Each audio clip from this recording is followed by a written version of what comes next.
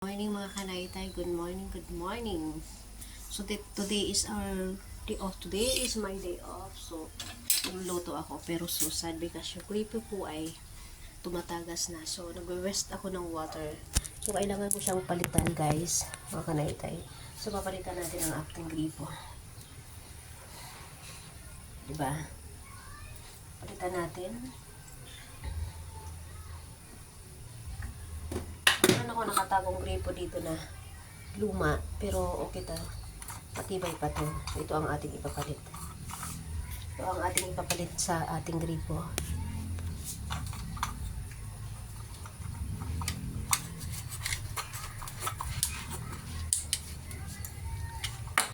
So lalagyan natin to siya ng tiklon.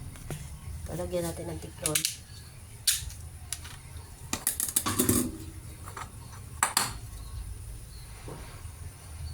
Ganito talaga ang buhay pag naitay ka. Kumbaga, yung lahat ng gawaing bahay, kahit hindi mo naman dapat gawin yun, wala kang choice kundi gawin yun. So, ganito lang siya guys, mga kanaitay. Hindi ko makita kung saan ano. So, ito lalagay natin to dito. Para siya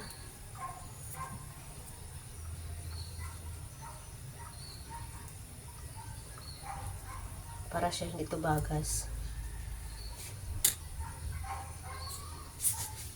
Kailangan mo ng scissors.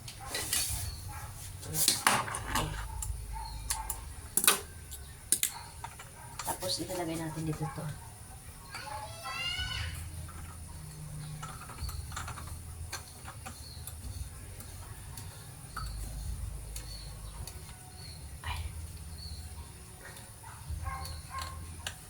Ayan.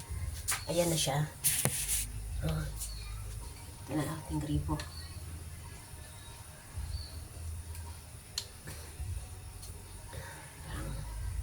Okay na ba siya?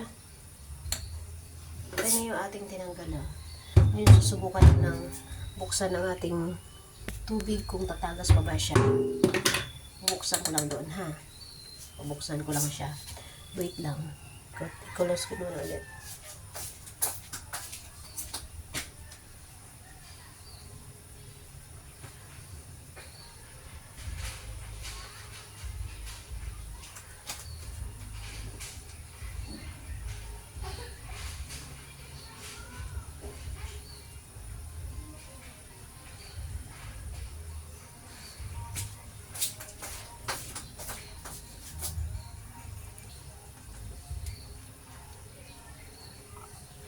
Yan, kailangan pa natin lagyan ng tiklon, tapos kailangan natin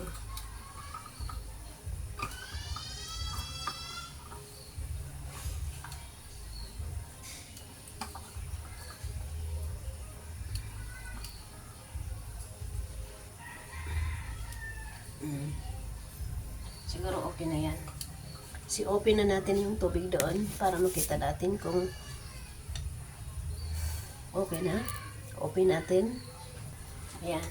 Ayan. Diba? Yan lang, ganun lang. Kaya pag naitay ka, kailangan, alam mo lahat ng kailangan mo sa bahay ayusin. Ultimo gripo, magiging tubero ka talaga. Mga tumutulong sa bahay, kailangan mo umakyat sa bubong. Kasi wala ka namang ibang asahan. Sarili mo lang. Kaya guys, thank you so much for watching. So ito, ikakalakal ko na to. Kalakal na to. Ayan ang aking gripo, okay na siya. Although simple lang siya kasi lumang gripo ko yan siya nakatago. Kaysa bibili pa akong gagastos pa ako. So ito, okay pa naman siya. Nakatago lang siya. Kaya yan muna ang ating pansamantalang gagamitin. Pag nasira na yan, saka na tayo papalit bibili ng bago. Kaya, ayun o. Thank you so much for watching. Thank you. Bye-bye.